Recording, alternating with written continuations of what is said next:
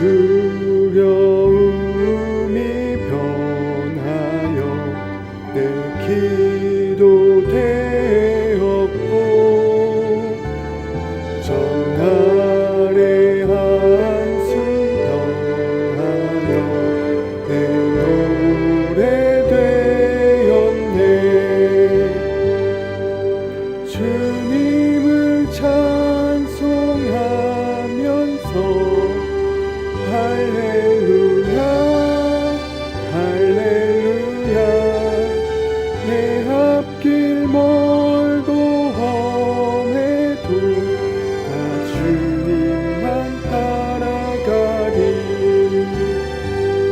내 주는 자비하셔서 늘 함께 계시고 내 궁핍함을 아시고 늘 채워주시네. 주님을 찬송하면서 할렐루야 할렐루야 내 앞길 멀고 험해도 나 주님만 따라가리. 내 주와 맺은 언약은 영불변하시니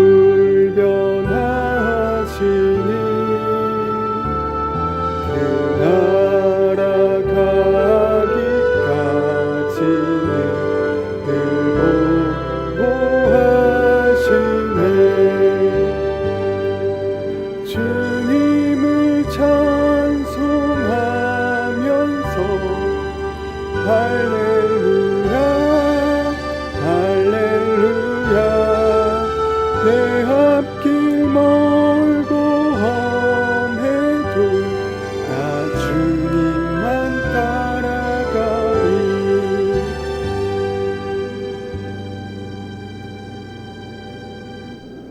오늘 우리가 함께 살펴볼 하나님의 말씀은요, 사도행전 3장 1절에서 10절입니다.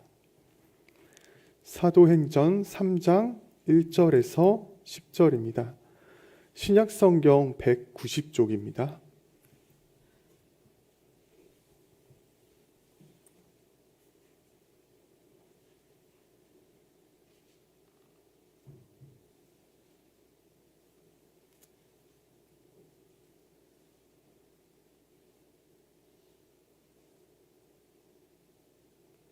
네, 다 찾으신 줄 알고 함께 교독하도록 하겠습니다. 제9시 기도 시간에 베드로와 요한이 성전에 올라갈새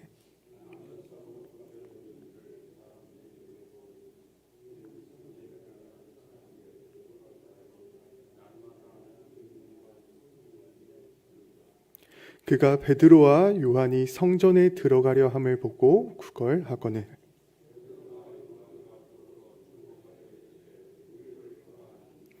그가 그들에게서 무엇을 얻을까 하여 바라보거늘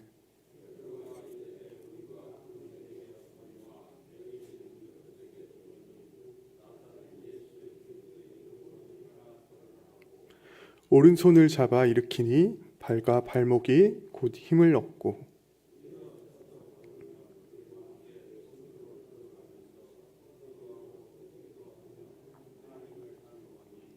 모든 백성이 그 걷는 것과 하나님을 찬송함을 보고 그가 본래 성전 미문에 앉아 구걸하던 사람인 줄 알고 그에게 일어난 일로 인하여 심히 놀랍게 여기며 놀라니라. 아멘. 네, 오늘의 본문 말씀은요, 성령의 충만함을 받은 사도 베드로와 요한이 예수 그리스도를 전하면서 놀라운 기적을 일으킨 사건을 오늘 본문을 전하고 있습니다. 사도 베드로와 요한은 제9시 오늘날의 시간으로는 오후 3시에 하나님께 기도하기 위해 성전에 올라갔습니다. 이 시간은 이제 성전에서 저녁 제사를 드릴 시간이기 때문에 많은 사람들이 기도를 하기 위해 올라가는 시간이었습니다. 그런데 당시 이 성전에 들어가는 그 성전 문 앞 미문에는 스스로의 힘으로는 노동을 할 수 없어서 성전 앞에 앉아서 다른 사람들에게 동냥을 하면서 살아가는 한 남자가 있었습니다. 이 사람은 나면서부터 걷지 못하는 장애를 갖고 있는 사람이었습니다. 이 사람의 지금 모습을, 성경에서 말하는 이 사람의 모습을 보면요, 우리는 좀 딱하고 안쓰러운 감정을 갖게 됩니다. 왜냐하면 이 사람은요, 지금 스스로의 힘으로는 다른 곳으로 이동을 할 수도 없기 때문에 다른 사람의 도움을 받아서 이 사람은 이동을 해야 했습니다. 그래서 사람들이 이 사람을 메고서 성전 앞 미문에 갖다 놨다라고 2절이 이야기를 하고 있습니다. 그리고 이 사람은 걸을 수 없기 때문에요, 스스로의 힘으로 노동을 할 수 없었습니다. 즉 자신의 힘으로 일을 해서 생계를 이어갈 수 없는 사람이었습니다. 그래서 이 사람은 그 슬픈 운명을 가지고 다른 사람들에게 도움을 구하며 살아가는 삶을 이어가고 있었던 것입니다. 이렇게 때로는 하나님께서 우리 사람들에게 허락하신 삶은요, 우리들이 이해할 수 없을 때가 있습니다. 하나님은 누군가는 이렇게 건강한 모습으로 태어나게 해주셨지만요, 누군가는 장애를 가지고 태어나기도 하고요, 또 누군가는 부유하고 혹은 부모님이 다 계시는 가정에서 태어나게 하기도 하지만 너무나 안타깝게도 제가 경험해서 감히 헤아릴 수는 없지만 슬픈 가정 환경에서 누군가는 태어나기도 합니다. 오늘 사도들이 이제 이 성전을 향해서 걸어가고 있을 때 이 장애를 가진 사람이 사도들을 보았습니다. 이 사람은 이 두 사람이 예수님의 제자라고 생각하지는 않았던 것 같습니다. 그저 이제 이 두 사람을 보고 이 두 사람에게 평소와 같이 자신에게 먹을 것 혹은 돈과 먹을 것을 달라고 구하기 위해서 이 두 사도를 부릅니다. 이 베드로와 사도는 그 부름을 보고 어떻게 반응했을까요? 베드로와 사도는요, 이 사람을 보고 주목했습니다. 이제 이 사람을 쳐다보기 시작합니다. 그리고 베드로와 이 요한이 자신을 쳐다보자 이제 이 사람은 이 사람들이 나에게 무엇을 줄까 기대하고 있었을 것입니다. 그때 이제 베드로가 이 사람에게 이렇게 이야기를 합니다. 6절입니다. 제가 6절 읽어드리도록 하겠습니다. 베드로가 이르되 은과 금은 내게 없거니와 내게 있는 이것을 내게 주노니 나사렛 예수 그리스도의 이름으로 일어나 걸으라 하고. 사실 지금 이 사람이 바랬던 것은 바로 굶주림을 면할 수 있는 무엇인가였을 것입니다. 하지만 베드로는 이야기합니다. 지금 은과 금은 내게 없다라고 이야기합니다. 이것을 보면 이 사람은 처음에는 좀 실망했을 수도 있을 것 같습니다. 무엇인가 줄 것을 기대했는데. 사실 베드로의 이 말은 이 사람을 놀리려는 말이 아니라요, 실제로 베드로는 금과 은 혹은 필요한 것이 있었다면 그에게 주고 싶은 그런 마음을 갖고 있었습니다. 그래서 그는 내가 금과 은은 지금 갖고 있지 않다고 양해를 먼저 구한 것입니다. 그러고 나서 베드로는 이 사람이 원하고 바랬던 것보다, 기대했던 것보다 더 큰 선물을 이제 그에게 주려고 이렇게 이야기를 합니다. 내게 있는 이것을 내게 주노니 나사렛 예수 그리스도의 이름으로 일어나 걸으라 하고,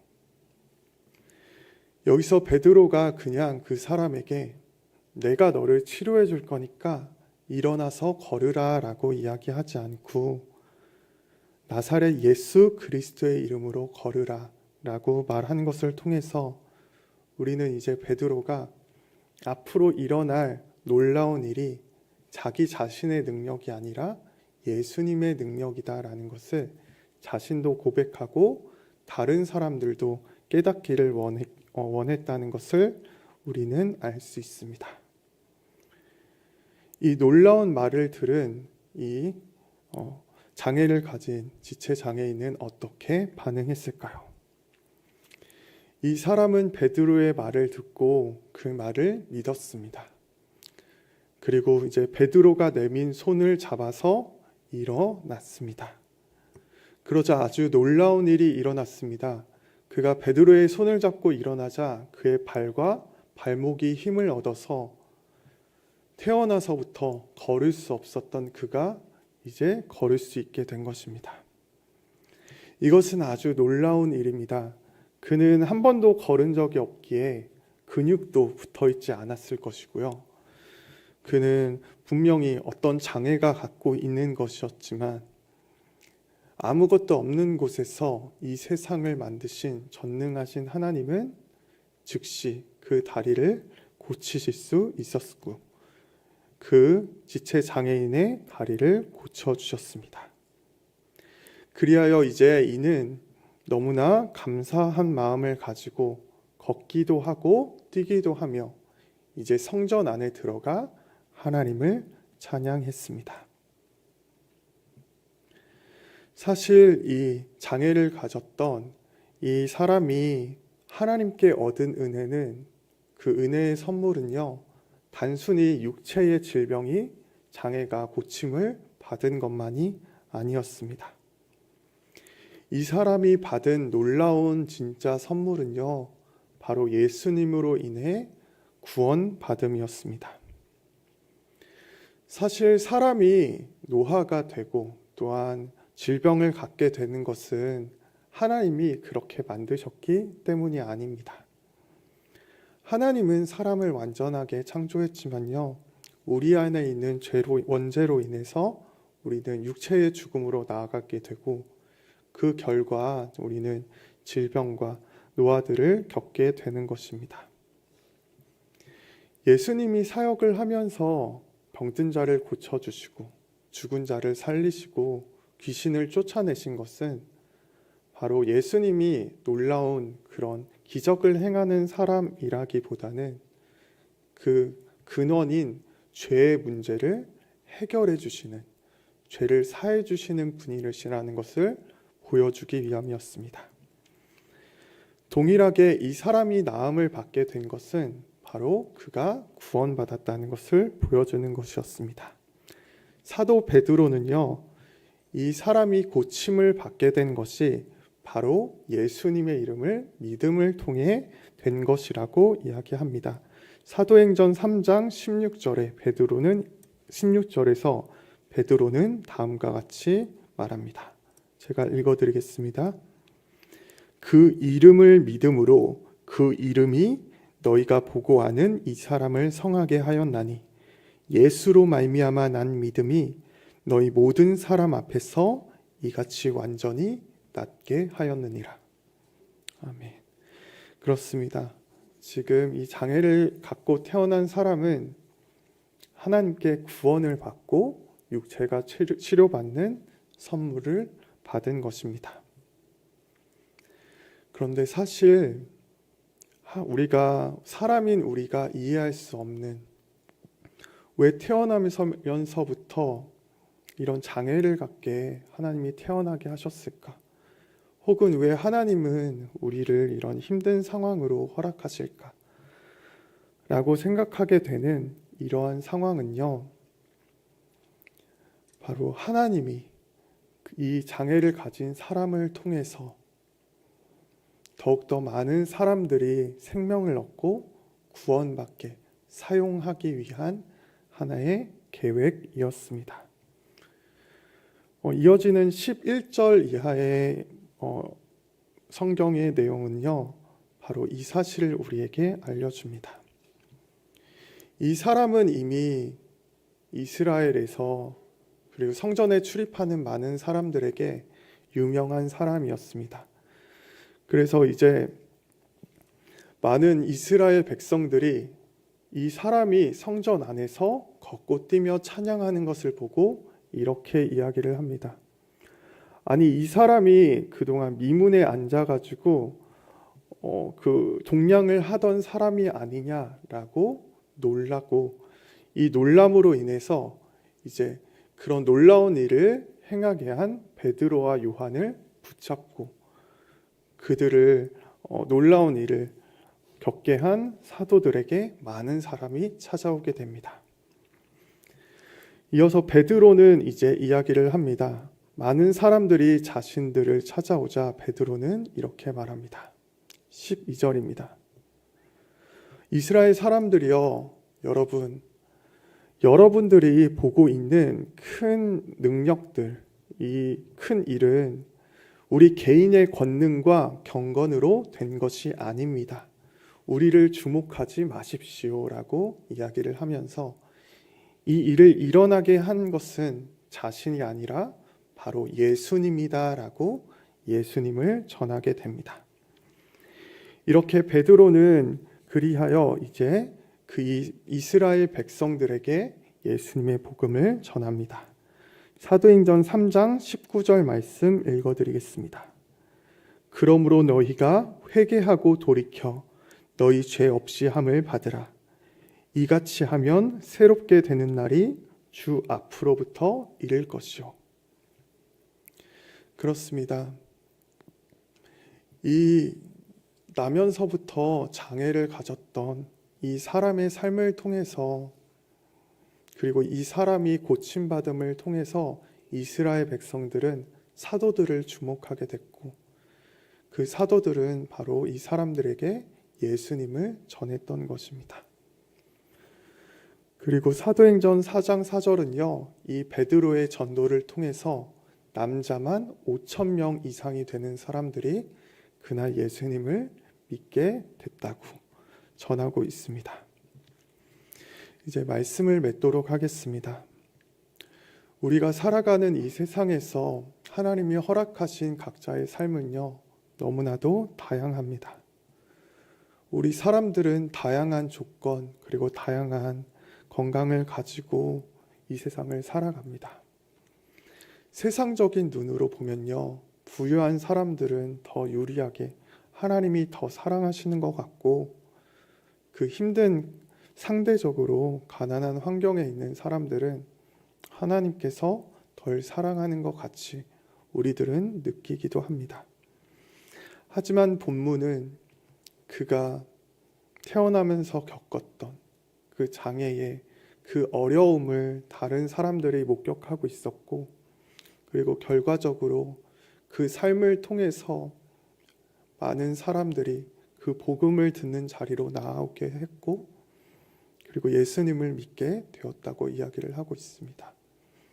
그리고 이 사람은 이제 성경에 기록되어 2000년이 지난 지금까지도 복음을 전하는데 사용되고 있습니다.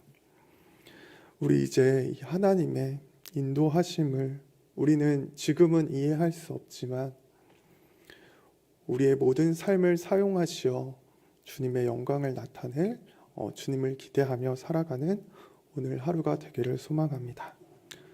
우리가 겪는 모든 상황 속에서 우리를 역정시켜 가장 선한 길로 인도하실 주님을 의지하며 살아가는 우리가 되기를 축원합니다.